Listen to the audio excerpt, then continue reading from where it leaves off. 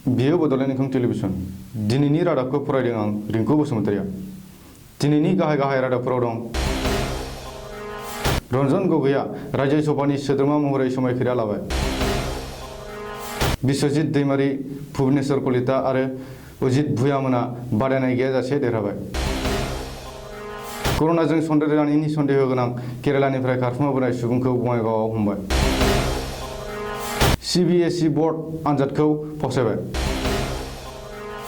UPPLआ BTCनि मोनब्रै बिजाबखौ नायनो पृथ्वीराज नारायण देब मेसनो बिबान होबाय। दिनैनिफ्राय बन्द थासिगोन गासैबो बार, नाइट क्लाब, सेलुन आरो बिउटि पार्लारफोरा।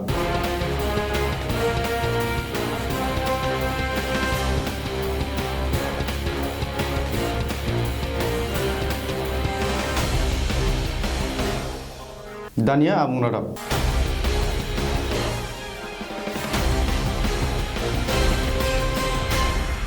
सुप्रीम कोर्टनि आगु गाहाय बिजिरगिरि एबा CJI रन्जन गगैआ दिनै राज्यो सभानि सोद्रोमा महरै समायखिरा लाबाय। हेंथा दोलोआ सदनाव हेंथा हेंसि आरो दावराव खालामनायनि गेजेरजोंब्लाबो दिनै रन्जन गगैआ राज्यो सभानि सोद्रोमा महरै समायखिरा लायो।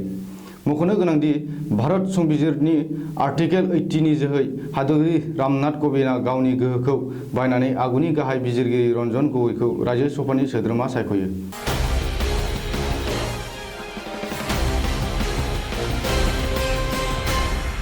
फैगौ 22 मार्चखालि आसामनि मोनथाम राज्यो सभा मासिनि बिसायख'थिखौ खुंनायनि सिगांनो मोनथामबो मासिनि बिजाथिफोरा बादायनाय गैयाजासेनो देरहाबाय।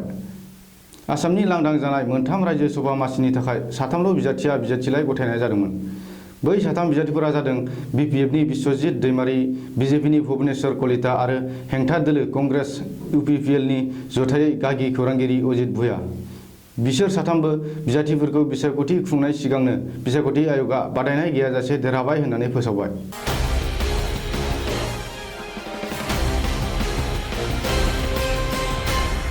मुलुगनाङै सोमजिखांहोनाय गिख्रंथावना कर'ना भाइरास सन्देरजानायनि सन्देह खालामजानाय आरो केरालानिफ्राय खारखुमाबोनाय आसामनि नगाव जिल्लानि लाहरिजाननि थागिबि सुबुंखौ बङाइगाव जंक्शनाव हमनो हाबाय।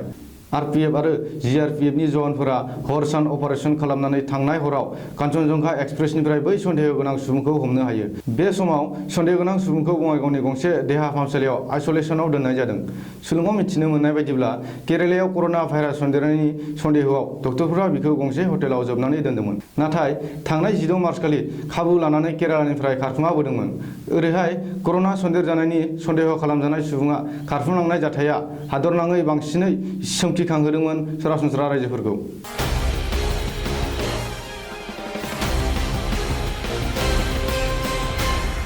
CBSE बोर्डनि 10 आरो 12 थाखोनि आनजादखौ दोनथ'बाय। मिरु सोरखारनि बिथोन बायदियै चीन हादरनि उनाव भारतआवबो गिख्रंथावना कर'ना भाइरासनि साग्लोबनायखौ नोजोर होनानै सोलिगासिनो थानाय CBSE बोर्डनि गासैबो आनजादफोरखौ फैगौ 31 मार्चसिम दोनथ'नाय जाबाय। सुलुङाव मिथिनो मोननाय बायदिब्ला CBSE बोर्ड आनजादनि अनगायैबो JEE मेइन्स आनजाद, ICSE आरो ISC आनजादफोरखौबो 31 मार्चसिम दोनथ'बाय।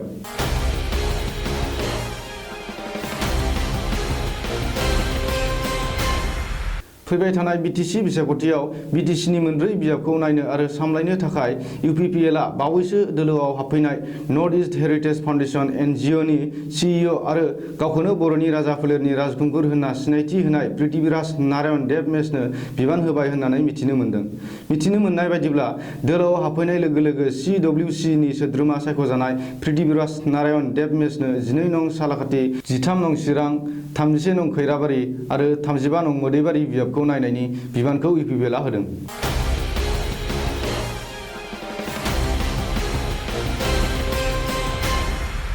रायजोनाङै school, college, gym, swimming pool बायदिनि उनाव बे खेबाव सेलुन, बिउटि पार्लार आरो बारफोराबो 31 मार्चसिम बन्द थासिगोन।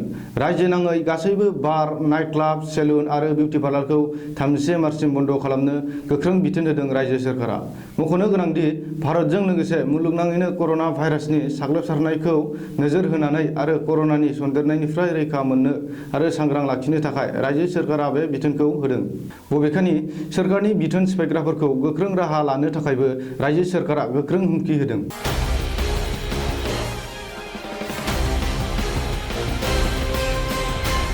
दिनैनि रादाबा एसेनोसै। गोजोन्थों।